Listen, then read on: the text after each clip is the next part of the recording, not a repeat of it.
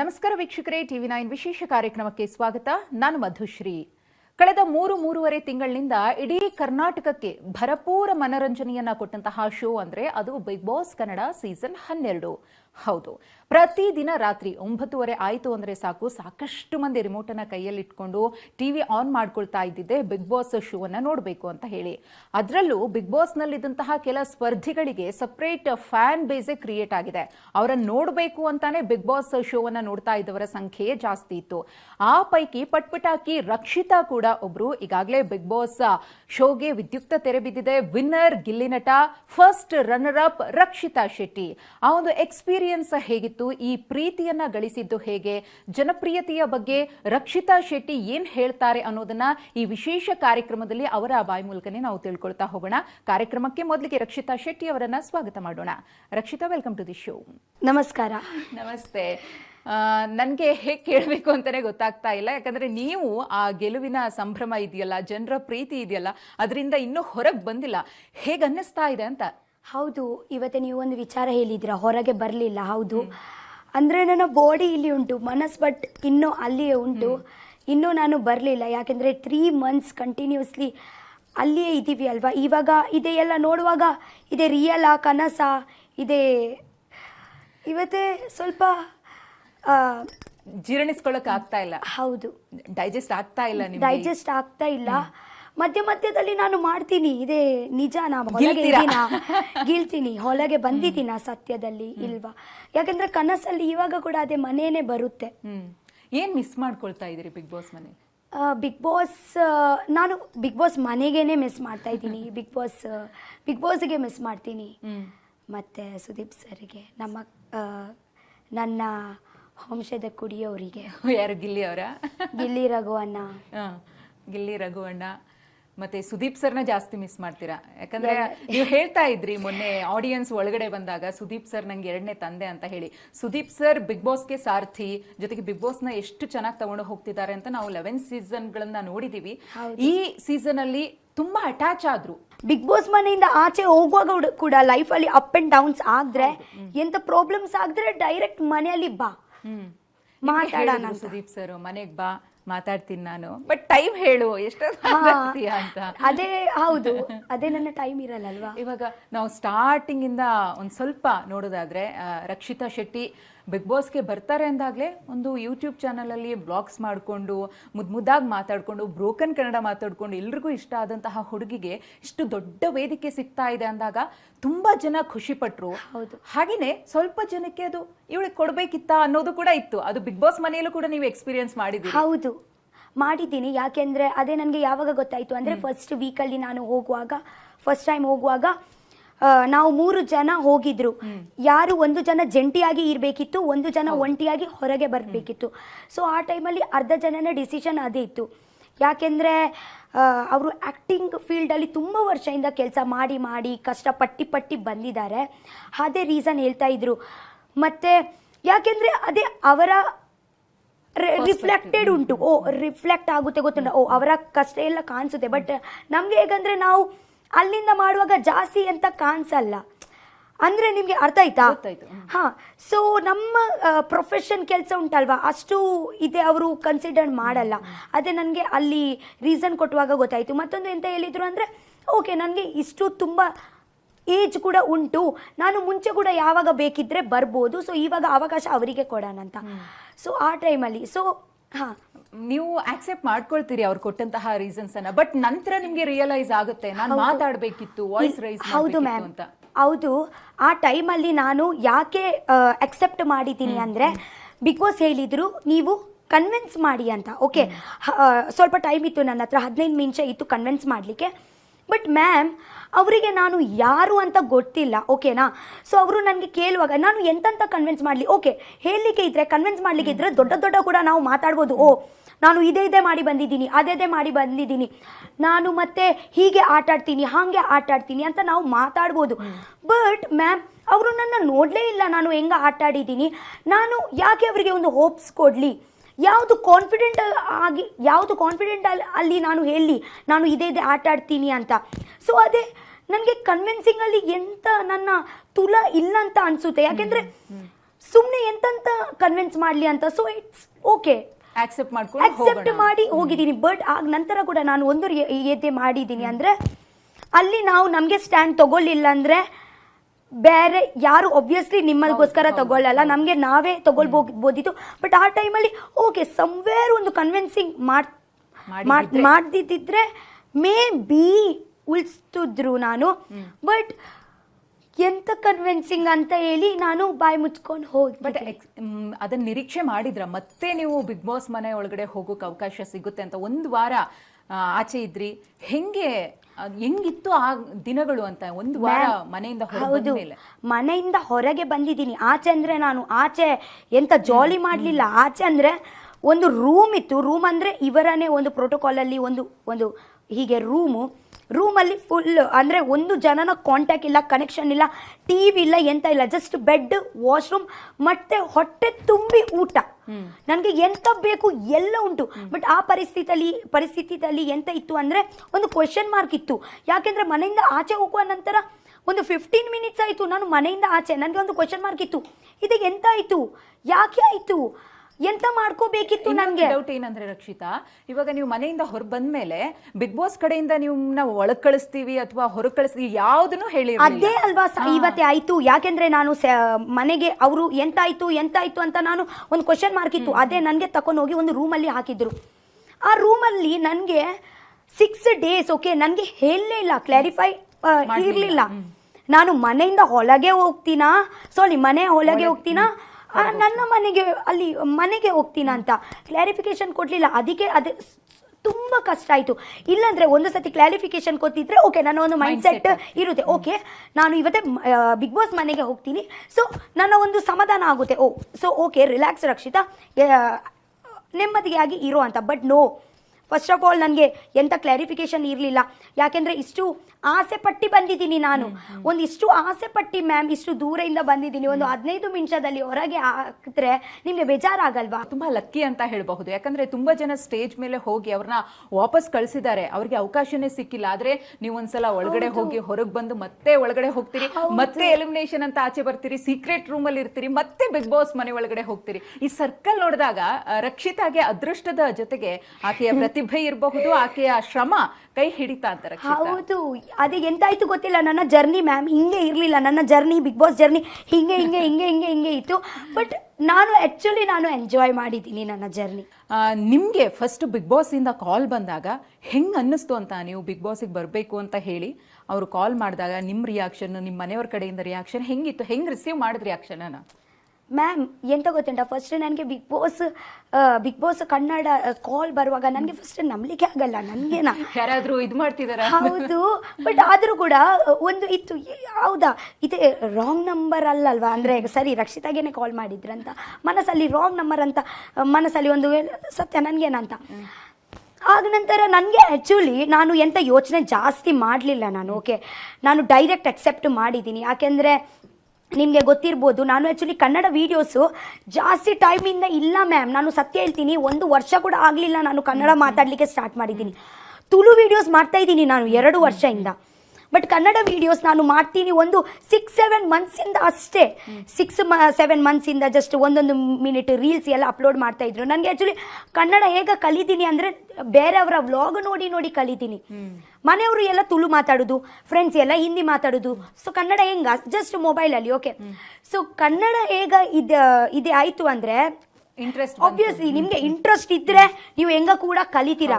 Okay 6 month ಆಗಲಿ ಎಂತ months count ಆಗಲ್ಲ. ಇಷ್ಟ ಇದ್ದರೆ ರಪ ನಾವು ಕಲಿಬೋದು.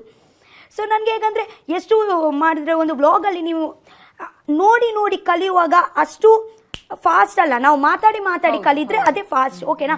ಸೊ ನಾನು ಹೇಗಂದರೆ ನಮ್ಮ ಊರಲ್ಲಿ ಫಾರ್ ಎಕ್ಸಾಂಪಲ್ ನಾನು ನಮ್ಮ ಕಡೆ ಉಡುಪಿ ಮಲ್ಪೆ ಸೈಡಲ್ಲಿ ಒಂದು ಮೀನು ಮಾರ್ಕೆಟ್ ಅವರು ಎಲ್ಲ ಇರ್ತಾರೆ. ಓಕೆ, ನಮ್ಮ ಮೀನು ಸ್ವಲ್ಪ ಜನ ಅಲ್ಲಿ ಆಲ್ಮೋಸ್ಟ್ ಅಲ್ಲಿ ತುಳು ಮಾತಾಡ್ತಾರೆ, ಬಟ್ ಅರ್ಧ ಜನ ಕನ್ನಡ ಕೂಡ ಮಾತಾಡ್ತಾರೆ. ಕುಂದಾಪುರದಿಂದ ಯಾರು ಬಂದಿದ್ದಾರೆ ಅಲ್ವಾ, ಅಲ್ಲಿ ಹೋಗೋದು ನಾನು. ಇವತ್ತೇ ನನಗೆ ಸ್ವಲ್ಪ ಕನ್ನಡ ಮಾತಾಡಬೇಕು. ಮನೆಯವ್ರ ಜೊತೆಗೆ ಅವರಿಗೆ ಗೊತ್ತುಂಟು, ನನ್ನ ಅಜ್ಜಿಗೆ ಎಲ್ಲ ಕನ್ನಡ ಮಾತಾಡಲಿಕ್ಕೆ ಗೊತ್ತುಂಟು, ಬಟ್ ಅವರ ಜೊತೆಗೆ ಕನ್ನಡ ಮಾತಾಡಲಿಕ್ಕೆ ಅಷ್ಟು ಇದೇ ಆಗಲ್ಲ. ಎಂತ ಅವರು ಯಾರಿಗೆ ತುಳು ಬೇರೆ ಭಾಷೆ ಬರಲ್ಲ, ಜಸ್ಟ್ ಕನ್ನಡ ಬರುತ್ತೆ ಅಲ್ವಾ, ಅವ್ರ ಜೊತೆಗೇನೆ ಮಾತಾಡ್ಬೇಕು. ಇಲ್ಲಂದ್ರೆ ಅಜ್ಜಿ ಫ್ಲೂಯೆಂಟ್ ಸಿಗಲ್ಲ. ಫ್ಲೂಯೆಂಟ್ ಸಿಗಲ್ಲ, ಯಾಕಂದ್ರೆ ಅಜ್ಜಿ ಮಧ್ಯದಲ್ಲಿ ತುಳು ಮಾತಾಡ್ಬಿಡ್ತಾರೆ. ಬಟ್ ಅವ್ರ ಜೊತೆಗೆ ಕನ್ನಡ ನನಗೆ ಮಾತಾಡ್ಲಿಕ್ಕೆ ಕೂಡ ಸ್ವಲ್ಪ ಇದೇ ಆಗುತ್ತೆ, ಮುಚ್ಕಾರ ಹಾಗೆ, ಲೈಕ್ ಅರ್ಥ ಆಯ್ತಾ. ಸೊ ನಾನು ಅಲ್ಲಿ ಹೋಗಿ ಅವರ ಮೀನ್ ತಗೊಳ್ಳಿಕ್ಕೆ ಹೋಗ್ತೀನಲ್ವಾ, ನಾನು ನೋಡ್ತೀನಿ ಯಾರು ಕನ್ನಡ ಗೊತ್ತಾಗುತ್ತಲ್ವಾ ಕನ್ನಡದವರು ಅಂತ, ಅಲ್ಲಿಯೇ ಕುತ್ಕೊಳ್ತೀನಿ, ಮೀನೆಲ್ಲ ತಗೊಳ್ತೀನಿ, ಅವರ ಜೊತೆಗೇನೆ ಮಾತಾಡ್ತೀನಿ. ಸುಮ್ಮನೆ ಎಕ್ಸ್ಟ್ರಾ ಮೀನ್ ತಗೊಳ್ಳೋದು, ಒಂದು ಮಾತುಕತೆ ಜಾಸ್ತಿ ಆಗುತ್ತಲ್ವಾ. ಇಲ್ಲಾಂದ್ರೆ ನನಗೆ ಇವತ್ತು ರೀಸನ್ ಬೇಕು ಮಾತಾಡ್ಲಿಕ್ಕೆ. ಸೊ ಹಾಗೆ ಮಾತಾಡಿ ಸ್ವಲ್ಪ ಹಂಗೆ ಮಾಡಿ ನಾನು ಸ್ವಲ್ಪ ಕಲಿತೀನಿ ನಾನು. ಆಗ ನಂತರ ಫಸ್ಟ್ ನನಗೆ ಕಾಲ್ ಬರುವಾಗ ನನಗೆ ಫಸ್ಟ್ ಎಂತ ಫೀಲ್ ಆಯಿತು, ಕನ್ನಡ ಬಿಗ್ ಬಾಸ್ ಅಲ್ಲಿ ಹೋದ್ರೆ ಎಲ್ಲ ಕಂಟೆಸ್ಟೆಂಟ್ ಅಲ್ಲಿ ಕನ್ನಡನೇ ಮಾತಾಡ್ತಾರೆ, ಬೇರೆ ಯಾವುದು ಲ್ಯಾಂಗ್ವೇಜ್ ಮಾತಾಡಲ್ಲ. ಸೊ ನನಗೆ ಇವತ್ತೆ ಫುಲ್ ಕನ್ನಡ ಬರುತ್ತೆ ಅಂತ ಒಂದು ಖುಷಿ. ಏನ್ ಹೇಳ್ತೀರಿ ಗಿಲ್ಲಿ ಮತ್ತೆ ನಿಮ್ ಬಾಂಡಿಂಗ್? ಅದೇ ಎಫರ್ಟ್ಲೆಸ್ ರಿಲೇಶನ್ಶಿಪ್. ಎಫರ್ಟ್ಲೆಸ್ ಅಂದ್ರೆ ನಾನು ಎಂತ ಎಫರ್ಟೇ ಮಾಡಲಿಲ್ಲ ನನ್ನ ವಂಶದ ಕುಡೀಸ್ ಮಾಡಲಿಕ್ಕೆ, ಅಂದ್ರೆ ಒಂದು ನನ್ನ ಫ್ಯಾಮಿಲಿ ಕ್ರಿಯೇಟ್ ಮಾಡಲಿಕ್ಕೆ ನಾನು ಎಂತ ಎಫರ್ಟ್ ಹಾಕ್ಲಿಲ್ಲ, ಅದೇ ಆಗ್ತಾ ಹೋಯ್ತು ಸ್ಮೂತ್ ಆಗಿ. ಇಡೀ ಮನೆಯನ್ನ ನಗ್ಸಿದ್ದು ಗಿಲ್ಲಿ ನಟ. ಈಗ ಒಬ್ರನ್ನ ಅಳಿಸೋದು ತುಂಬಾ ಈಸಿ, ನೀವು ಅವ್ರಿಗೆ ಹರ್ಟ್ ಮಾಡಿ ಅಳಿಸ್ಬಿಡ್ಬೋದು. ಬಟ್ ನಗ್ಸೋದಿದೆಯಲ್ಲ ಅದು ತುಂಬಾ ಕಷ್ಟ, ಯಾರಿಂದನೂ ಕೂಡ ಆಗಲ್ಲ. ಅದು ಒಬ್ಬ ಅಪ್ಪಟ ಕಾಮಿಡಿಯನ್ಗೆ ಮಾತ್ರ ಸಾಧ್ಯ. ಆ ಕ್ವಾಲಿಟಿ ಗಿಲ್ಲಿ ನಟನಲ್ಲಿ ಇತ್ತು ಅನ್ನೋದು. ಹೌದು, ಇದೇ ಮಾತು ನಾನೇ ಹೇಳಿದ್ದೀನಿ. ಅದೇ ಯಾಕೆಂದ್ರೆ ಅದೇ ಎಲ್ಲ ಯಾರು ಕೂಡ ಮಾಡ್ಬೋದು, ಬಟ್ ಯಾರಿಗೆ ನಗಲಿಕ್ಕೆ ಅಷ್ಟು ಈಸಿ ಇಲ್ಲ. ಬಟ್ ಆ ಕಲಾ, ಆ ಬಾಯಿ ಅವರಿಗೆ ಉಂಟು. ಓಕೆ, ಸೊ ಹೇಗಂದ್ರೆ ಅವರು ತುಂಬ ಲೈವ್ಲಿ, ತುಂಬ ಓಪನ್ ಹಾರ್ಟೆಡ್ ಬಾಯ್. ಅವರು ಮನಸ್ಸಲ್ಲಿ ಎಂತ ಇರಲ್ಲ, ಎಲ್ಲ ಎಂತ ಇದ್ರೆ ಅವ್ರಿಗೆ ಬೇಜಾರಾದ್ರೆ ಕೂಡ ಪರವಾಗಿಲ್ಲ, ಆಗ್ಬಿಡ್ತಾರೆ ಒಳಗೆ. ಸೊ ಅದೇ ಒಂದು ನನಗೆ ಇಷ್ಟ. ಈಗ ಹಣ ಅನ್ನೋದು ಪ್ರತಿಯೊಬ್ಬರಿಗೂ ಜೀವನ ನಡೆಸೋಕೆ ತುಂಬಾ ಇಂಪಾರ್ಟೆಂಟ್. ಆದ್ರೆ ಅದು ಎಷ್ಟು ಬೇಕೋ ಅಷ್ಟೇ ಬೇಕು, ಅದನ್ನ ಮೀರಿ ಬೇಡ. ಬಡತನವನ್ನ ಎಕ್ಸ್ಪೀರಿಯನ್ಸ್ ಮಾಡಬೇಕು. ಒಬ್ಬ ಮಿಡ್ಲ್ ಕ್ಲಾಸ್ ಹುಡುಗಿಯಾಗಿ ನಾನು ಜೀವನವನ್ನ ರಿಸೀವ್ ಮಾಡಬೇಕು ಅನ್ನೋದು, ಅದ್ರ ಬಗ್ಗೆ ಈ ಥಾಟ್ ಬಂದಿದ್ದ ಹೇಗೆ ಅಂತ. ಅದು ಈಗಿನ ಸಮಯದಲ್ಲಿ ದುಡ್ಡು ಮಾಡಬೇಕು ಅನ್ನೋ ಹಂಬಲ ಜಾಸ್ತಿ ಇರುತ್ತೆ, ಆದರೆ ರಕ್ಷಿತಾಗೆ ಅದಿಲ್ಲ. ಎಷ್ಟಿದೆಯೋ ಅಷ್ಟರಲ್ಲೇ ಬದುಕೋಣ, ಜೀವನವನ್ನ ತುಂಬಾ ಸುಂದರವಾಗಿ ನೋಡೋಣ ಅಂತ. ಹೌದು ಮ್ಯಾಮ್, ಯಾಕೆಂದ್ರೆ ನಿಮ್ಗೆ ಗೊತ್ತುಂಟಾ, ನಾವು ದುಡ್ಡು ಮಾಡುವ ಎಂತ ತಪ್ಪಿಲ್ಲ, ನಮ್ಗೆ ಯಾವಾಗ ದುಡ್ಡು ನಾವು ಬೇಡ ಅಂತ ಹೇಳಲ್ಲ. ಬಟ್ ಎಲ್ಲೋ ಕಡೆ ನನಗೆ ಎಂತ ಅನ್ಸುತ್ತೆ ಗೊತ್ತುಂಟಾ, ನಾವು ಜಸ್ಟ್ ಹಣನೇ ಕಾನ್ಸಂಟ್ರೇಟ್ ಮಾಡಿದ್ರೆ ನಮಗೆ ಆ್ಯಕ್ಚುಲಿ ಇವತ್ತೇ ನಾವು ಹಣ ಯಾಕೆ ಮಾಡುವುದು, ನಮ್ಮ ನೆಮ್ಮದಿಗೋಸ್ಕರ, ಓಕೆನಾ, ನಮ್ಮ ಹೊಟ್ಟೆಗೋಸ್ಕರ, ಊಟ ಮಾಡಲಿಕ್ಕೆಲ್ಲ ನೆಮ್ಮದಿಗೆಗೋಸ್ಕರ. ಬಟ್ ಮ್ಯಾಮ್ ಓಕೆ, ನೀವು ದುಡಿತೀರಾ ನಿಮ್ಮ ಹತ್ರ ತುಂಬ ಉಂಟು, ಬಟ್ ನಿಮಗೆ ನೆಮ್ಮದಿಗೇ ಇಲ್ಲ, ನಿಮಗೆ ಖುಷಿಯೇ ಇಲ್ಲ. ಓಕೆ, ಸೊ ಎಂಥ ಪ್ರಯೋಜನ? ನಾವು ಸ್ವಲ್ಪ ಅರ್ನ್ ಮಾಡ್ಬೋದು, ಸ್ವಲ್ಪ ಅರ್ನ್ ಮಾಡಬೇಕು, ಸ್ವಲ್ಪ ಎಂಜಾಯ್ ಮಾಡಬೇಕು, ಓಕೆನಾ. ಹಣ ಎಂತ ಜೀವನ ತನಕ ನಾವು ಫುಲ್ ಟೈಮ್ ನಾವು ದುಡಿಬೋದು. ಬಟ್ ಈ ಟೈಮ್ ಈ ಏಜ್ ಮತ್ತು ಈ ಟೈಮ್, ಈ ಎನರ್ಜಿ ವಾಪಸ್ ಬರಲ್ಲ. ನಂತರ ಮೇ ಬಿ ನನ್ನ ಹತ್ರ ತುಂಬ ಕೋಟಿ ದುಡ್ಡು ಇರ್ಬೋದು, ಬಟ್ ಈ ಎನರ್ಜಿ ಇರಲ್ಲ, ಓಕೆನಾ. ಸೊ ನನಗೆ ಈ ಎನರ್ಜಿ ಕೂಡ ಮಿಸ್ ಮಾಡಲಿಕ್ಕೆ ಇಲ್ಲ. ಮತ್ತೆ ನನಗೆ ಎಷ್ಟು ದುಡ್ಡು ಬೇಕು ಅಷ್ಟು ನಾನು ದುಡಿತೀನಿ, ಓಕೆನಾ. ನನಗೆ ಗೊತ್ತಿರುತ್ತೆ, ನನಗೆ ಇವತ್ತು ಇಷ್ಟು ಆಗಬೇಕು, ಆಗುವ ತನಕ ನಾನು ನಿಲ್ಸಲ್ಲ, ಮಾಡಿ ನನಗೆ ಓಕೆ ಇಷ್ಟು ಸಾಕು, ನನ್ನ ಇವತ್ತೇ ಇದೆ. ಮತ್ತು ನನಗೆ ಈಗ ಅಂದರೆ ಸೇವಿಂಗ್ಸ್ ಅದೇ ಎಲ್ಲ ನನ್ನ ತಲೆಯಲ್ಲಿ ಇಲ್ಲ. ಬಿಕಾಸ್ ನಾನು ಎಂತ ಅಂದರೆ ನಾಳೆದು ಎಂತ ಜಾಸ್ತಿ ವಿಚಾರ ಮಾಡಲ್ಲ. ನನಗೆ ಟುಡೇ ಬದುಕ್ತೀನಿ, ಜೀವಿಸ್ತೀನಿ. ಸೊ ಇವಾಗ ಓಕೆ ಆಯ್ತಲ್ವ, ಇಷ್ಟು ಇವಾಗ ನಾನು ಅದೇ ಇದೇ ಮಾಡ್ತೀನಿ, ಜೀವಿಸ್ತೀನಿ, ಎಂಜಾಯ್ ಮಾಡ್ತೀನಿ. ಈ ತಾಯಿ ಅನ್ನೋ ಪ್ಲೇಸ್ ಸಿಗುತ್ತಲ್ಲ, ಅದಕ್ಕಿಂತ ದೊಡ್ಡದು ಬೇರೆ ಇಲ್ಲ. ಬಹುತೇಕರು ಹೇಳಿದ್ದಾರೆ, ರಘು ಅವರು ಕೂಡ ತುಂಬಾ ಸಲ ಹೇಳಿದ್ದಾರೆ, ನನಗೆ ತಂಗಿ ಸ್ಥಾನ ತುಂಬಿದಾಳೆ, ರಜತ ಹೇಳಿದ್ದಾರೆ ತಂಗಿ ಸ್ಥಾನ ತುಂಬಿದಾಳೆ.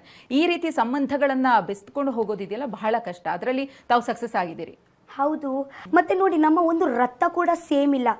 ನಿಮ್ಗೆ ಗೊತ್ತುಂಟ, ಜಸ್ಟ್ ರಕ್ತನೇ ಸಂಬಂಧ, ಜಸ್ಟ್ ನಾವು ಹೇಳ್ತೀವಿ ರಕ್ತನೇ ರಕ್ತ ಸಂಬಂಧನೇ ನಮ್ದಂತ ಹೇಳ್ತೀವಿ, ಇಲ್ಲ. ಬಟ್ ರಕ್ತ ಸಂಬಂಧ ಇಲ್ಲಂದ್ರೆ ಕೂಡ ಅದೇ ಒಂದು ಸಂಬಂಧ ರಕ್ತದಿಂದ ಕೂಡ ಕಮ್ಮಿ ಆಗಲ್ಲ ಅಂತ ನಾನು ಅದೇ ಎಕ್ಸ್ಪೀರಿಯನ್ಸ್ ಮಾಡಿದ್ದೀನಿ ಬಿಗ್ ಬಾಸ್ ಮನೆಯಲ್ಲಿಯೇ. ಎಲ್ಲೋ ಕಡೆ ಒಂದು ಪ್ಯೂರ್ ಕನೆಕ್ಷನ್, ಒಂದು ಪ್ಯೂರ್ ಬಾಂಡಿಂಗ್ ಇರುತ್ತೆ. ಗೊತ್ತುಂಟ ನಿಮಗೆ, ಒಂದು ವೇಳೆ ಇವಾಗ ನನಗೆ ಎಂಥ ಪ್ರಾಬ್ಲಮ್ ಆಗಿದ್ರೆ, ಇವತ್ತಿಗೆ ಎಂತ ಆಗಿದ್ರೆ ನನಗೆ ಹಾಗೆ ನನ್ನ ಒಂದು ಅಣ್ಣ ಅವರು ಇದ್ದಾರೆ, ಬಟ್ ಸ್ವಲ್ಪ ದೂರ ಹಾಗೆ ಇದ್ದಾರೆ, ಅಷ್ಟು ಅಟ್ಯಾಚ್ಮೆಂಟ್ ಇಲ್ಲ, ಕ್ಲೋಸ್ ಇಲ್ಲ. ಎಲ್ಲ ಒಂದೆರಡು ಫಾರಿನಲ್ಲಿ ಆಗಲಿ, ಹಾಗೆ ಅಲ್ಲಿ ಇಲ್ಲಿ ಆಗಲಿ ದೂರ. ಬಟ್ ಇವರು ಅಣ್ಣವರು ನನಗೆ ಇವತ್ತೇ ಸಿಕ್ಕಿದ್ದಾರೆ ಅಲ್ವ. ಇವತ್ತು ಫಸ್ಟ್ ನನಗೆ ಎಂಥ ಪ್ರಾಬ್ಲಮ್ ಆದರೆ ನಾವು ಇವತ್ತೇ ನೆನಪು ಯಾರಿಗೆ ಮಾಡೋದು, ನಮ್ಮ ಅಂದರೆ ಯಾರಿಗೆ ಒಂದು ನಮ್ಮ ಇವತ್ತೇ ಎಂಥ ಪ್ರಾಬ್ಲಮ್ ಆಗಿದ್ರೆ ಡೈರೆಕ್ಟ್ ನಾನು, ಫಾರ್ ಎಕ್ಸಾಂಪಲ್ ನಾನು ರಘುವನ್ನ ಆಗಲಿ, ಗಿಲಿ ಆಗಲಿ, ರಜತನ್ನ ಆಗಲಿ, ಮಾಲ್ವನ್ನ, ಎಲ್ಲರಿಗೆ ಡೈರೆಕ್ಟ್ ನಾನು ಇದರಲ್ಲಿ ಇದರಲ್ಲಿ ಮಾಡ್ಬೋದು. ಯಾಕೆಂದ್ರೆ ಅಷ್ಟು ನನಗೆ ನಂಬಿಕೆ. ಅವರ ಮೇಲೆ ಇಲ್ಲಿಂದ ನಂಬಿಕೆ ಉಂಟು. ನಿಮ್ಮ ಬಗ್ಗೆ ಎಷ್ಟು ಪಾಸಿಟಿವಿಟಿ ಇದೆಯೋ ಮನೆ ಒಳಗಡೆ ಒಂದಷ್ಟು ಮಂದಿ ಒಂದಷ್ಟು ವಿಚಾರಗಳ ಬಗ್ಗೆ ನೆಗೆಟಿವ್ ಕೂಡ ಆಯಿತು. ಅಂದರೆ ಅವ್ರು ಮಾತನಾಡೋ ರೀತಿಯಲ್ಲಿರಬಹುದು ಅಥವಾ ಬೇರೆಯವ್ರು ಮಾಡಿದಂತಹ ತಪ್ಪುಗಳನ್ನು ಹೈಲೈಟ್ ಮಾಡಿಕೊಂಡು ತಮ್ಮನ್ನು ತಾವು ಪ್ರೊಜೆಕ್ಟ್ ಮಾಡ್ಕೊಳ್ತಿದ್ದಾರೆ, ಅದರಿಂದನೇ ರಕ್ಷಿತಾ ಇವತ್ತು ಮನೆಯಲ್ಲಿ ಇರೋದು ಅನ್ನೋ ಮಾತುಗಳು ಕೂಡ ಕೇಳಿಬಂತು. ಅದ್ರ ಬಗ್ಗೆ ಏನು ಹೇಳ್ತೀರಿ ಅಂತ? ನನಗೆ ಆಕ್ಚುಲಿ ಗೊತ್ತಿಲ್ಲ, ಅದೇ ಅವರ ಪರ್ಸೆಪ್ಷನ್ ಅಲ್ವಾ. ಅವರು 10-100 ಹೇಳ್ತಾ ಇರ್ತಾರೆ, ಒಂದೊಂದು ಹೇಳ್ತಾ ಇರ್ತಾರೆ. ಎಲ್ಲರಿಗೆ ನಾನು ಉತ್ತರ ಕೊಟ್ರೆ ಅಷ್ಟೇನೆ. ಬಟ್ ಉತ್ತರ ಎಲ್ರಿಗೂ ಕೊಟ್ರಿ, ಯಾರನ್ನೂ ಬಿಡ್ಲಿಲ್ಲ. ಹೌದು, ಯಾವಾಗ ಬೇಕು ಆ ಟೈಮಲ್ಲಿ ಕೊಡ್ತೀನಿ. ಇಲ್ಲಾಂದ್ರೆ ಸುಮ್ಮನೆ ಎಂತೆಂತ ಹೇಳಿದ್ರೆ ನಾವೇ ಆಕ್ಚುಲಿ ಇದೇ ಆಗುದು. ಎಲ್ಲ ನೀವು ಸುಮ್ಮನೆ ಎಂತೆಂತ ಹೇಳಿದ್ರೆ ನೀವು ಯಾಕೆ ನಿಮ್ಮ ಇದೇ ಹಾಳು ಮಾಡೋದು? ನನಗೆ ನಮ್ಮ ನೆಮ್ಮದಿಗೆ ಹಾಳು ಮಾಡಲಿಕ್ಕೆ ಇಷ್ಟ ಇಲ್ಲ. ಆ್ಯಂಡ್ ಐ ಡೋಂಟ್ ಕೇರ್ ನೀವು ಎಂತ ಕೂಡ ಹೇಳಿ. ಲೈಕ್ ಓಕೆ, ಇವಾಗ ಮಾತು ಅನ್ನೋದು ಇದೆಯಲ್ಲ ರಕ್ಷಿತಾ, ಮಾತು ಆ ವ್ಯಕ್ತಿಯ ವ್ಯಕ್ತಿತ್ವವನ್ನು ತೋರಿಸುತ್ತೆ. ಒಂದು ಮಾತು ಇದೆಯಲ್ಲ, ಆ ವ್ಯಕ್ತಿನ ಒಳ್ಳೆಯವನಾಗೂ ಮಾಡುತ್ತೆ, ಕೆಟ್ಟವನಾಗೂ ಮಾಡುತ್ತೆ. ನಿಮ್ಗೆ ಮನೆ ಒಳಗಡೆ ಯಾರ ಮಾತಿಂದ ತುಂಬಾ ಹರ್ಟ್ ಆಯ್ತು ಅಂತ? ನಾವು ತುಂಬಾ ಇನ್ಸಿಡೆಂಟ್ಸ್ ನೋಡಿದೀವಿ, ವರ್ಡ್ಸ್ಗಳನ್ನ ಕೇಳಿದೀವಿ. ಪರ್ಟಿಕ್ಯುಲರ್ ಆಗಿ ನಿಮ್ಗೆ ಯಾವ್ದು ಪರ್ಸನಲಿ ತುಂಬಾ ಹರ್ಟ್ ಆಯ್ತು ಅಂತ? ಇವತ್ತೆ ನಾನು ನಿಮ್ಗೆ ಹೇಳ, ಪರ್ಸನಲಿ ಹಾಗೆ ನಿಮ್ಗೆ ಹೇಳಲಿಕ್ಕೆ ಆಗಲ್ಲ. ಯಾಕೆಂದ್ರೆ ಒಂದೊಂದು ಸಿಚುವೇಶನ್ ಅಲ್ಲಿ ಆ ಒಂದು ಎಂತ ಹೇಳ್ಬಿಡ್ತಾರೆ. ಓಕೆ, ಆ ಹೇಳ್ಬಿಟ್ಟ ನಂತರ ಒಂದು 5 ನಿಮಿಷದಲ್ಲಿ ಸ್ವಲ್ಪ ದುಃಖ ಆಗುತ್ತೆ, ಸ್ವಲ್ಪ ಕಣ್ಣೀರು ಬರುತ್ತೆ ಮ್ಯಾಮ್.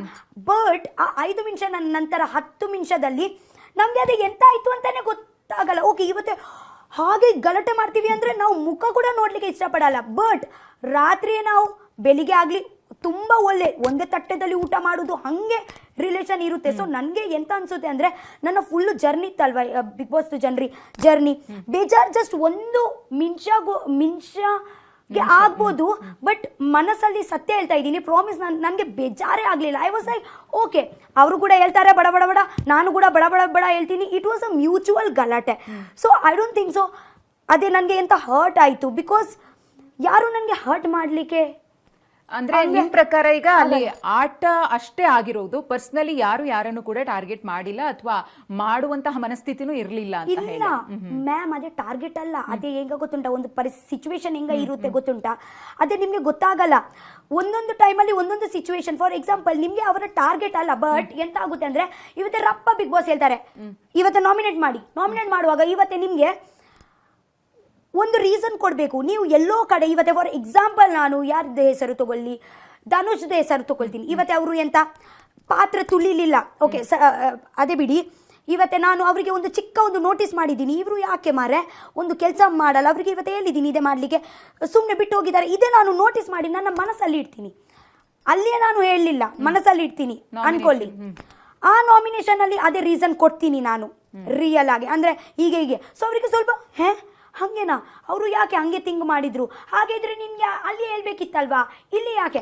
ಸೊ ಅದೆಲ್ಲ ಕ್ವಶನ್ಸ್ ಬರುವಾಗ ಸಿಚುವೇಶನ್ ಅಲ್ಲಿ ಮ್ಯಾಮ್, ನಿಮ್ಗೆ ನಾನು ಅರ್ಥ ಮಾತಾಡಿ ಅಂದ್ರೆ ನೀನು ಹಾಗೆ ಯಾಕೆ ಹೇಳಿದ್ಯಾ, ನೀನು ಯಾರು ನನ್ಗೆ ಹಾಗೆ ಹೇಳಲಿಕ್ಕೆ? ಸೊ ಗಲಾಟೆ ಹೇಗಂದ್ರೆ, ಸಣ್ಣ ಕಿಡಿ, ಸಣ್ಣ ಒಂದು ಚಿಕ್ಕ ಸಾಕು, ಅದೇ ಒಂದು ದೊಡ್ಡದಾಗುತ್ತೆ. ಸೊ ಹಾಗೆ. ಬಟ್ ಈಗ ನಾಮಿನೇಷನ್ ಟೈಮಲ್ಲಿ ರಕ್ಷಿತಾ ಸರಿಯಾದ ರೀಸನ್ಸ್ ಕೊಡ್ತಿರ್ಲಿಲ್ಲ ಅನ್ನೋದು, ಏನಾದ್ರೂ ಪ್ರಶ್ನೆ ಕೇಳಿದ್ರೆ ನಿಮ್ ಪರ್ಸ್ಪೆಕ್ಟಿವ್ ಅಲ್ಲಿ ಏನ್ ಅನ್ನಿಸ್ತೋ ಅದನ್ನ ನೀವು ಹೇಳ್ಬಿಡ್ತಿದ್ರಿ. ಆದ್ರೆ ಅವ್ರ ಏನ್ ಕ್ವಶನ್ ಇರುತ್ತೋ, ಅವ್ರಿಗೇನ್ ಡೌಟ್ಸ್ ಇರುತ್ತೋ ಅದನ್ನ ಕ್ಲಿಯರ್ ಮಾಡ್ತಿರ್ಲಿಲ್ಲ ರಕ್ಷಿತಾ, ನುಣ್ಚ್ಕೊಳ್ತಾ ಇದ್ರು. ಅಂದ್ರೆ ಎಸ್ಕೇಪ್ ಆಗುವಂತಹ ಒಂದು ಬಿಹೇವಿಯರ್ ಅಂತ ಹೇಳ್ತಾ ಇದ್ರು ತುಂಬಾ ಜನ. ಓಕೆ ಫೈನ್, ಇವತ್ತೆ ಅವರಿಗೆ ಹಂಗೆ ಅನ್ಸಿದ್ರೆ, ಇವತ್ತೆ ಕ್ವಶನ್ಗೆ ಆನ್ಸರ್ ನಾನು ಕೊಟ್ಲಿಲ್ಲ ಅಂದ್ರೆ ಅವರ ಕ್ವಶನ್ ಸರಿ ಇಲ್ಲ ಅಂತ ಅನ್ಸುತ್ತೆ ನನಗೆ. ಯಾಕೆಂದ್ರೆ ಆ ಕ್ವಶನ್ಗೆ ಎಂತ ಉತ್ತರನೇ ಇಲ್ಲ.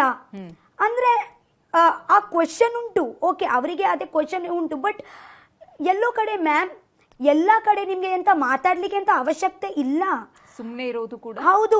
Silence is also the best medicine. ಗಿಲ್ಲಿಯವರು ಕೂಡ ಯೂಟ್ಯೂಬ್ ಹಿನ್ನೆಲೆನೆ, ಅವ್ರದ್ದು ನಿಮ್ದು ಕೂಡ ಯೂಟ್ಯೂಬರೇ, ಇಬ್ರು ಯೂಟ್ಯೂಬರ್ಸ್ ಅಕ್ಕಪಕ್ಕ.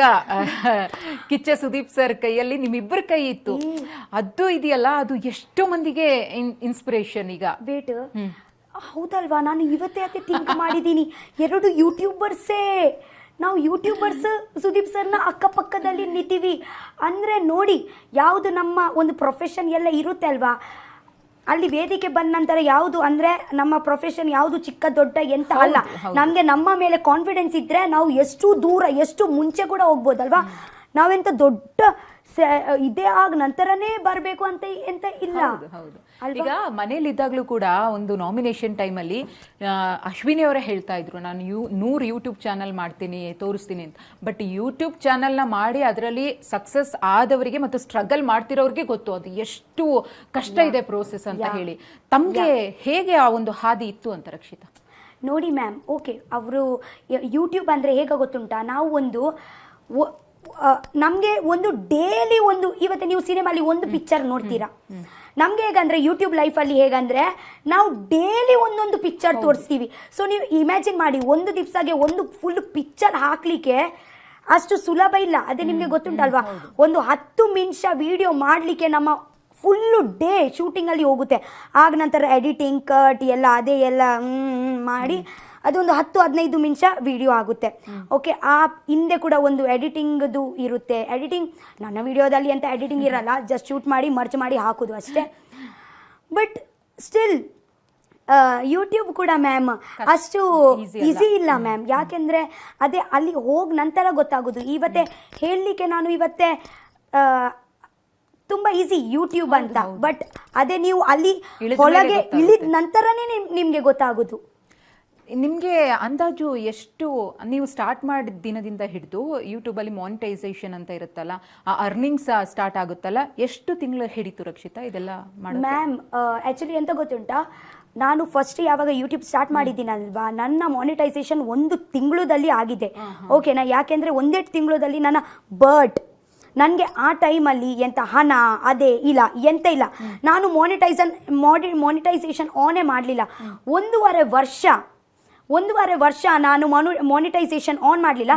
ಜಸ್ಟ್ ಒಂದು ಕ್ರೇಜ್ ಇತ್ತು. ಓಕೆ, ಒಂದು ವಿಡಿಯೋ ಹಾಕಿದ್ದೀನಿ, ಜನರು ಇವತ್ತು ಇದೇ ಎಲ್ಲ ಮಾಡ್ತಾ ಇದ್ದಾರಲ್ವಾ ಅಂದರೆ ಖುಷಿ ಪಡ್ತಾ ಇದ್ದಾರಲ್ವಾ. ಸೊ ನನ್ನ ಕಾನ್ಸಂಟ್ರೇಷನ್ ಜಸ್ಟ್ ವಿಡಿಯೋ, ಜನರಿನ ಇದೆಲ್ಲ ಸಿಗ್ತಾ ಇತ್ತು, ಕಮೆಂಟ್ಸ್ ಎಲ್ಲ ಸಿಗ್ತಾ ಇತ್ತು. ಮತ್ತು ನನ್ನ ಒಂದು ಎಕ್ಸೈಟ್ಮೆಂಟ್, ಇವತ್ತು ಒಂದೊಂದು ಕಂಟೆಂಟ್ ಕೊಡ್ತೀನಿ. ಸೊ ಹಣ ಅಂತ ಇರಲಿಲ್ಲ, ಯಾಕೆಂದರೆ ನನಗೆ ಆ ಟೈಮಲ್ಲಿ ಖರ್ಚು ಕೂಡ ಹಾಗೆ ಅಂತ ಹಣ ಅಂತ ಇರಲಿಲ್ಲ. ಓಕೆ, ಯಾಕೆಂದರೆ ನಾನು ಮಾಡೋದು ನನ್ನ ಅಜ್ಜಿ ಮನೆಯಲ್ಲಿ, ಅಲ್ಲಿಯೇ ತೋಟದಲ್ಲಿ ಮಾಡೋದು, ಗದ್ದೆದಲ್ಲಿ ಮಾಡೋದು. ಸೊ ಅಲ್ಲಿ ಎಂತ ಖರ್ಚಿ ತೋಟದಲ್ಲಿ ಹೋಗ್ತೀನಿ, ಮಾವಿನ ಹಣ್ಣು ತಿಂತೀನಿ, ಅಲ್ಲಿ ವಿಡಿಯೋ ಮಾಡ್ತೀನಿ. ಸೊ ನನ್ನ ಫುಲ್ ವಿಡಿಯೋ ಹೇಗೆ ಇತ್ತು ಅಂದರೆ ಒಂದು ಹಳ್ಳಿಯಲ್ಲಿಯೇ ಇತ್ತು, ಅಲ್ಲಿ ಇಲ್ಲಿ ಓಡಾಡಿ ಅದೇ ಎಲ್ಲ ಚಿಕ್ಕ ಮಾಡಿದ ನಂತರ. ಆಗ ನಂತರ ನನ್ನ ಫ್ರೆಂಡ್ ಅವರು ಹೇಳಿದರು, ನೀನು ಮಾನಿಟೈಸೇಷನ್ ಮಾಡಲಿಲ್ವಾ ಅಂತ. ಆಗ ನಂತರ ನಾನು ಮಾನಿಟೈಸೇಷನ್ ಆನ್ ಮಾಡಿ, ಬಟ್ ನಾನು ಸತ್ಯ ಹೇಳಿದರೆ ಯಾವಾಗ ಅದೇ ತಲೆಯಲ್ಲಿ ಹಣ ಅಂತ ಇರಲ್ಲಲ್ವ, ಆ ಟೈಮಲ್ಲಿ ನಾನು ಆ್ಯಕ್ಚುಲಿ ತುಂಬ enjoy, just concentration on video, enjoy ಮಾಡಿ ವಿಡಿಯೋ ಮಾಡ್ತೀನಿ. ಬಟ್ ಆ್ಯಂಡ್ ಇದೇ ನನ್ನ dream job. Just imagine ma'am, ಇದೇ ನಾನು ಎಂತ ಇಷ್ಟಪಡ್ತೀನಿ ಅದೇ ಜಾಬ್ ನನ್ನ ಇದು. ಯಾಕೆಂದರೆ ಇವತ್ತೇ ನನಗೆ ಮಾತಾಡಲಿಕ್ಕೆ ಇಷ್ಟ, ಜನರ ಜೊತೆಗೆ ಕ್ಯಾಮೆರಾ ಮುಂಚೆ ಮಾತಾಡಲಿಕ್ಕೆ ತುಂಬ ಇಷ್ಟ. ಕ್ಯಾಮೆರಾ ಉಂಟು, ನಾನು ಮಾತಾಡ್ತೀನಿ. ಓಕೆ, ಮತ್ತು ನಾನು ಜಸ್ಟ್ ಮಾತಾಡ್ತೀನಿ, ಅಲ್ಲಿ ಓಡಾಡ್ತೀನಿ. ಮತ್ತು ನನಗೆ ಹಣ ಯಾರು ಕೊಡೋದು? ನೀವು ನನಗೆ ಹಣ ಕೊಡೋದು. ನೀವೇ ನನಗೆ ಸಜೆಸ್ಟ್ ಮಾಡ್ತೀರಾ, ಅಲ್ಲಿ ಹೋಗೋ ರಕ್ಷಿತಾ, ಅಲ್ಲಿ ಹೋಗಿ ವಿಡಿಯೋ ಮಾಡು. ಅಲ್ಲಿ ಹೋಗ್ಲಿಕ್ಕೆ ಖರ್ಚಿಗೆ ಯಾರು ಹಣ ಕೊಡ್ತೀರಾ? ನೀವೇ ಅರ್ನಿಂಗ್ಸ್ ಮಾಡಲೇಬೇಕು. ಇವತ್ತೇ ನಿಮಗೆ ಅರ್ಥ ಆಯ್ತಾ? ಇವತ್ತು ನಾನು ನನ್ನ ಡ್ರೀಮ್, ಇವತ್ತು ನನಗೆ ಅಂತ ಇಷ್ಟ ಉಂಟು ಅದೇ ನಾನು ಮಾಡ್ತಾ ಇದ್ದೀನಿ. ಮತ್ತೆ ಒಂದು ಸೈಡಲ್ಲಿ ಹಣ ಕೂಡ ಬರ್ತಾ ಉಂಟು ಬ್ಯಾಂಕಲ್ಲಿ, ಅದೇ ಹಣ ಜನರು ಕೊಡ್ತಾ ಇದ್ದಾರೆ. ರಕ್ಷಿತಾ ತಗೊಳ್ಳೋ, ಕೊಡ್ತೀನಿ, ನೀನು ಎಂಜಾಯ್ ಮಾಡು. ರಕ್ಷಿತಾ ಹಣ ಹಾಕ್ತಾ ಇದ್ದೀನಿ, ನೀನು ಅಲ್ಲಿ ಹೋಗು. ನನ್ನ ಲೈಫ್ ಹಿಂಗೇನೆ ಆಗ್ತಾ ಹೋಯ್ತು. ಇದು ಹೆಂಗೆ ಅಂದ್ರೆ ಗಿವ್ ಅಂಡ್ ಟೇಕ್ ಪಾಲಿಸಿ ಅಂತ ಹೇಳ್ತೀವಲ್ಲ, ಹಂಗೆ ನೀವು ಜನರಿಗೆ ಎಂಟರ್ಟೈನ್ಮೆಂಟ್ ಮಾಡ್ತೀರಾ, ಜನರು ನಿಮ್ಗೆ ಪ್ರೀತಿ ರೂಪದಲ್ಲಿ ಹಣ ಕೊಡ್ತಿದ್ದಾರೆ, ಪ್ರೀತಿ ರೂಪದಲ್ಲಿ ಹಣ ಕೊಡ್ತಿರು ಖರ್ಚಿಗೆ. ಇನ್ನು ಕುಕಿಂಗ್ ಬಗ್ಗೆ ಇಂಟ್ರೆಸ್ಟ್ ಬಂದಿದೆ ಹೇಗೆ? ಅದೇ ನನಗೆ ಗೊತ್ತಿಲ್ಲ, ಅದೇ ನನ್ನ ನ್ಯಾಚುರಲ್ ಹುಟ್ಟುಗುಣ. ನನಗೆ ತುಂಬಾ ಇಷ್ಟ, ಚಿಕ್ಕ ವಯಸ್ಸಿಂದಾನೇ ನನಗೆ ಕಿಚನ್ ಅಂದ್ರೆ ತುಂಬಾ ಇಷ್ಟ, ಊಟ ಅಂದ್ರೆ ನನಗೆ ತುಂಬಾ ಇಷ್ಟ. ಬಟ್ ಎಲ್ಲ ಊಟ ನಾನು ತಿನ್ನಲ್ಲ, ನನಗೆ ಯಾವುದು ಇಷ್ಟ ಅದೇ ತಿಂತೀನಿ. ಫಾರ್ ಎಕ್ಸಾಂಪಲ್, ನನಗೆ ನಾನ್ ವೆಜ್ ಅಂದರೆ ಮೀನೆಲ್ಲ ಮಾಡಲಿಕ್ಕೆ ತುಂಬ ಇಷ್ಟ. ಸೊ ನಾನು ಫುಡ್ಡಿ ಅಂತ ನಿಮಗೆ ಹೇಳಲಿಕ್ಕೆ ಆಗಲ್ಲ, ಬಿಕಾಸ್ ಫುಡ್ಡಿ ಅಂದರೆ ಎಲ್ಲ ತಿಂತಾರಲ್ವ, ನಾನು ಎಲ್ಲ ತಿನ್ನಲ್ಲ. ನಾನು ಜಸ್ಟ್ ನಮ್ಮ ಮ್ಯಾಂಗ್ಳೂರಿಯನ್ ಫುಡ್ ಎಲ್ಲ ಇರುತ್ತಲ್ವ, ಕೋರಿ ಸುಕ್ಕ, ನೀರು ದೋಸೆ, ನುಂಗೆಲ್ ಚಟ್ನಿ, ಮತ್ತು ಬಂಗುಡೆ, ಬೂತೈ ಪುಳಿ ಮುಂಚಿ, ಅದೇ ಎಲ್ಲ ತುಂಬಾ ಇಷ್ಟ ನನಗೆ. ಅದೇನೇ ಮಾಡ್ತಾ ಇರ್ತೀನಿ ತಿನ್ನೋದು ಜೊತೆಗೆ ತಿನ್ಸೋದು ಕೂಡ. ನನಗೆ ಎಂತ ಗೊತ್ತುಂಟ ಸ್ಯಾಟಿಸ್ಫ್ಯಾಕ್ಷನ್ ಆಗೋದು, ಇವತ್ತೇ ನಾನು ಮಾಡ್ತೀನಿ, ನನಗೆ ಮಾಡ್ಲಿಕ್ಕೆ ಎಂತ ಪ್ರಾಬ್ಲಮ್ ಇಲ್ಲ. ಯಾರು ಒಂದು ಇಂಟ್ರೆಸ್ಟಿಂಗ್ ಪರ್ಸನ್ ಇರಬೇಕು ನನ್ನ ಪಕ್ಕದಲ್ಲಿ, ಅವರಿಗೆ ತಿನ್ಲಿಕ್ಕೆ ತುಂಬಾ ಇಷ್ಟ ಇರಬೇಕು. ಓಕೆ, ನಾನು ಬೇಕಿದ್ರೆ ಬೆಳಿಗ್ಗೆಯಿಂದ ರಾತ್ರಿ ತನಕ ಅವರಿಗೆ ಮಾಡಿ ಕೊಡ್ತೀನಿ. ಬೇಕಿದ್ರೆ ನನಗೆ ಯಾವಾಗ ಅವರು ನಾನು ಮಾಡಿ ಕೊಟ್ಟರೆ ಆಗ ಅವರು ತಿಂತಾರಲ್ವಾ, ನನಗೆ ನೋಡಿ ತುಂಬ ಖುಷಿ ಆಗೋದು. ನನಗೆ ಯಾಕೋ ನನಗೆ ಒಂದು ಸ್ಯಾಟಿಸ್ಫ್ಯಾಕ್ಷನ್ ಆಗೋದು, ನನಗೆ ಒಂದು ನೆಮ್ಮದಿಗೆ ಸಿಕ್ಕೋದು. ಅವರು ಬೇಕಿದ್ರೆ ನನಗೆ 10 ಮೀನು ಮಾಡ್ತೀಯಾ, ಬೇಕಿದ್ರೆ ನಾನು ಮಾಡಿಕೊಡ್ತೀನಿ. ಅಲ್ಲಿ ನನಗೆ ಖುಷಿ ಸಿಗೋದು. ಯಾಕೆ ನನಗೆ ಗೊತ್ತಿಲ್ಲ, ತಿನ್ನುವ ಜನರು ಬೇಕು ನನಗೆ ಮುಂಚೆದಲ್ಲಿ ಅಷ್ಟೇ.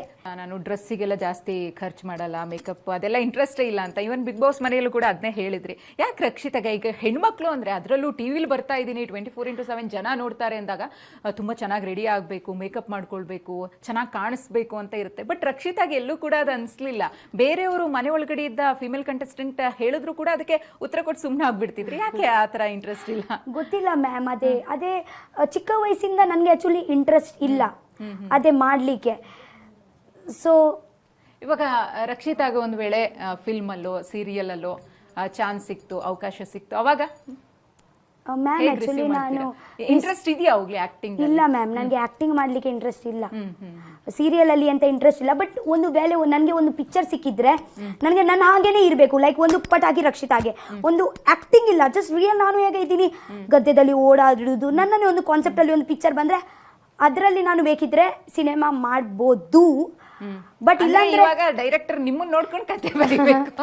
ಹೌದು, ಹೀರೋ ಯಾರಾಗಬೇಕು? ಹೀರೋ ಆ ಪಿಕ್ಚರ್ ಅಲ್ಲಿ ಇಲ್ಲ ಅಂದ್ರೆ ಕೂಡ ಪರವಾಗಿಲ್ಲ. ಇವಾಗ ಗಿಲ್ಲಿ ಆದ್ರೆ ನೋ ಪ್ರಾಬ್ಲಮ್. ಹುಮ್ಶಿದ್ ಕೊಡಿ. ಮತ್ತೆ ಈಗ ಇನ್ನೊಂದು ಹೊರಗಡೆ ಆಗ್ತಿದ್ ಚರ್ಚೆ, ಈ ಟ್ರಯಾಂಗಲ್ ಲವ್ ಸ್ಟೋರಿ ಏನಾದ್ರೂ ನಡೀತಾ ಇದೆಯಾ ಬಿಗ್ ಬಾಸ್ ಮನೆಯಲ್ಲಿ ಅಂತ ಹೇಳಿ. ಆಕ್ಚುಲಿ ಅದೇ ಟ್ರಯಾಂಗಲ್ ಲವ್ ಸ್ಟೋರಿ ಅಲ್ಲ, ಅದೇ ಟ್ರಯಾಂಗಲ್ ಫ್ರೆಂಡ್ಶಿಪ್. ನೋ, ಅದು ಸಾರಿ ಟ್ರಯಾಂಗಲ್ ಇರಲಿಲ್ಲ ಅದು. ನನ್ನ ಮತ್ತೆ ಅವರ ಒಂದು ಸಿಂಗಲ್ ಲೈನ್ನೇ ಕನ್ಸಿಡರ್ ಮಾಡ್ತೀನಿ. ಬಿಕಾಸ್ ಬೇರೆಯವರಿಗೆ ಬೇಡ ನಮ್ಮ ಜೊತೆಗೆ ಜಾಯಿಂಟ್ ಮಾಡೋದು. ಯಾಕಂದ್ರೆ ನೀವಿದ್ದಿದ್ದು ಅಥವಾ ನಿಮ್ಮ ಪೊಸೆಸಿವ್ನೆಸ್ ಇದೆಯಲ್ಲ ಗಿಲ್ಲಿ ಮೇಲಿದ್ದು, ಬರೀ ಗಿಲ್ಲಿ ಅಂತಲ್ಲ ರಘು ಅವ್ರ ಜೊತೆಗೂ ಆ ಪೊಸೆಸಿವ್ನೆಸ್ ಇತ್ತು. ಬಟ್ ಜಾಸ್ತಿ ಹೈಲೈಟ್ ಆಗಿ ಕಾಣಿಸಿದ್ದು ನೀವು ಕಾವ್ಯನ ಪದೇ ನಾಮಿನೇಷನ್ ತಗೊಳ್ತಾ ಇದ್ದಿದ್ದು.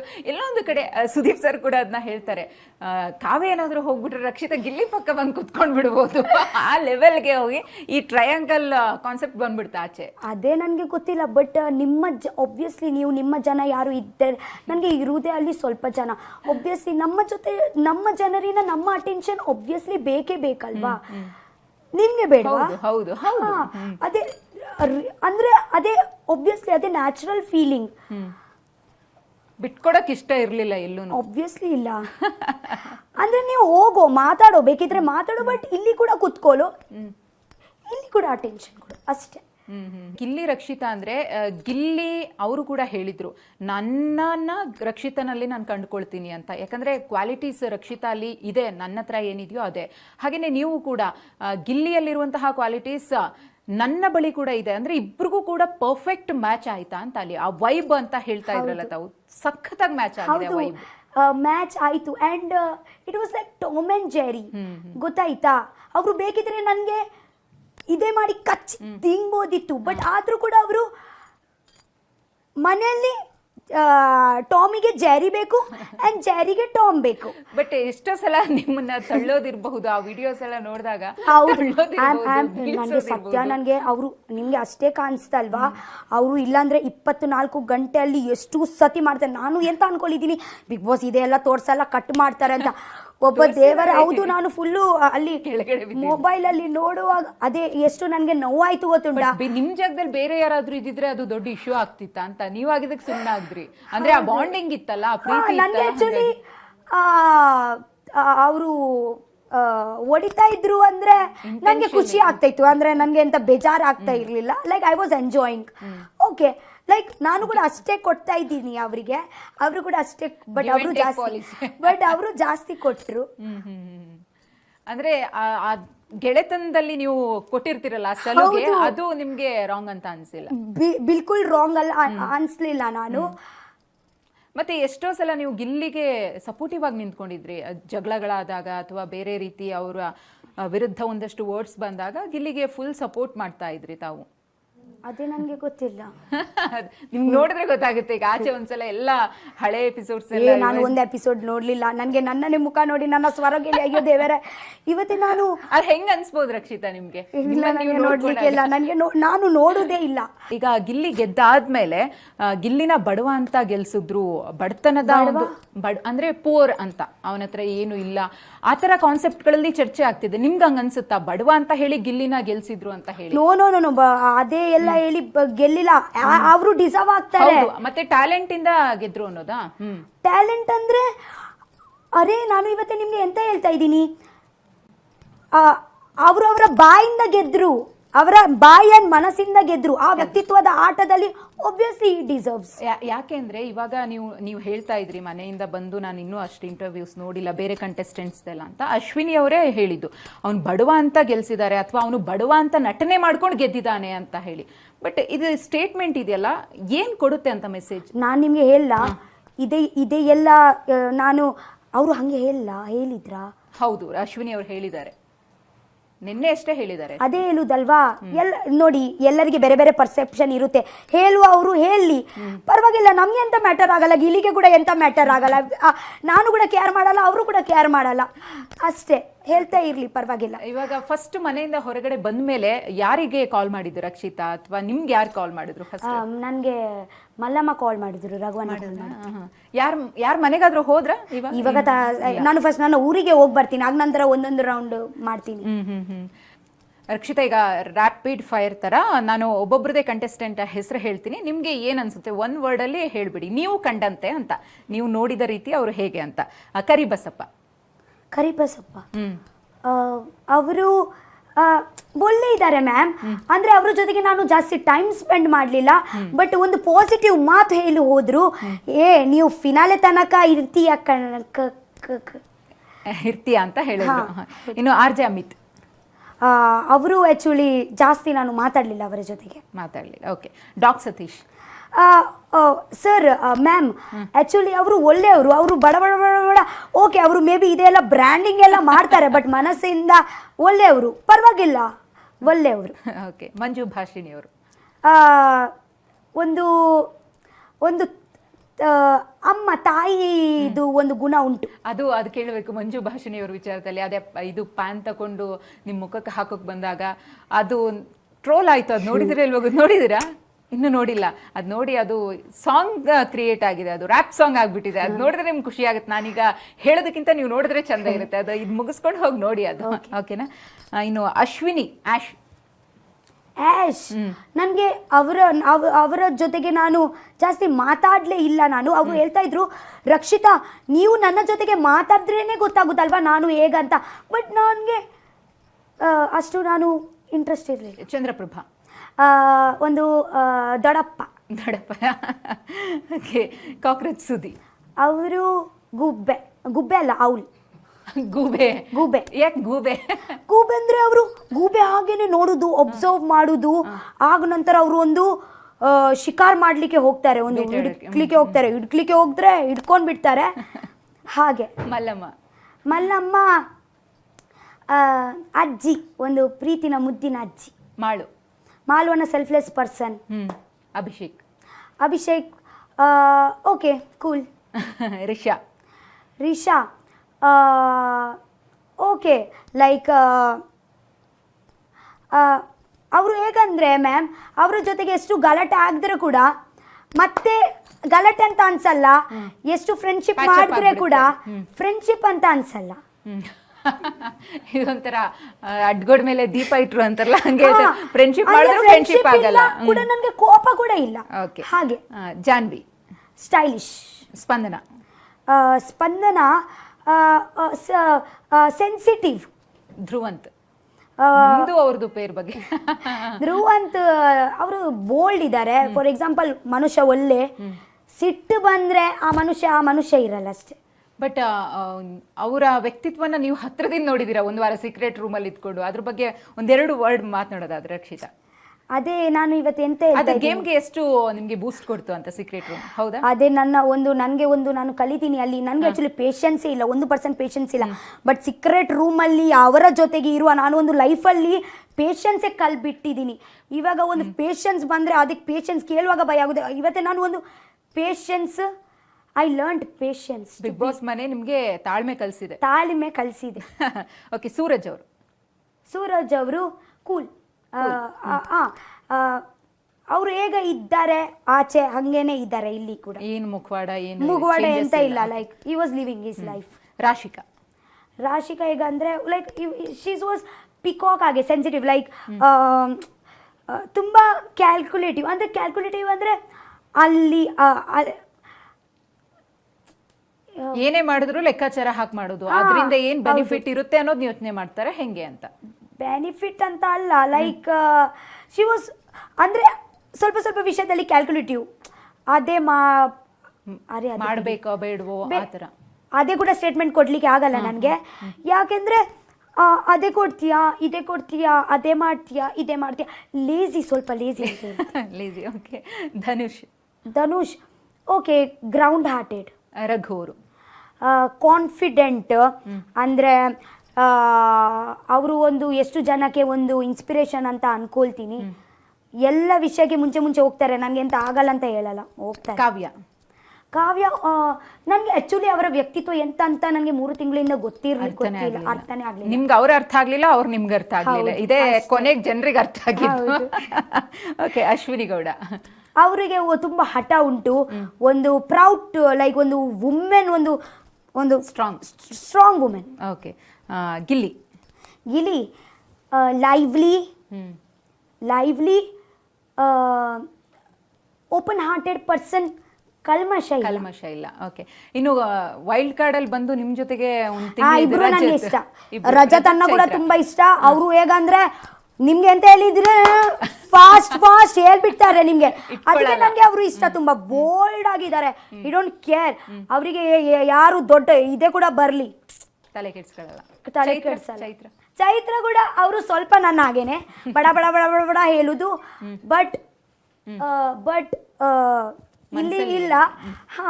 ಇನ್ನು ರಕ್ಷಿತಾ ನಾನು ಹೇಗಂದ್ರೆ ಪಟಾಕಿ ಹೇಗಂದ್ರೆ ಪಟಾಕಿ ನೋಡ್ಲಿಕ್ಕೆ ಹೀಗೇನೆ ಒಂದು ಚಂದ ಇರುತ್ತೆ, ಇನ್ನೋಸೆಂಟ್ ಇರ್ತಾರೆ. ಬಟ್ ಯಾರು ಬೆಂಕಿ ಹಾಕಿ ಹಚ್ಚಿದ್ರೆ ಅದು ಢಮ್ ಅಂತ ಸೌಂಡ್ ಆಗುತ್ತೆ, ಬಾಂಬ್ ಆಗ್ಬಿಡುತ್ತೆ.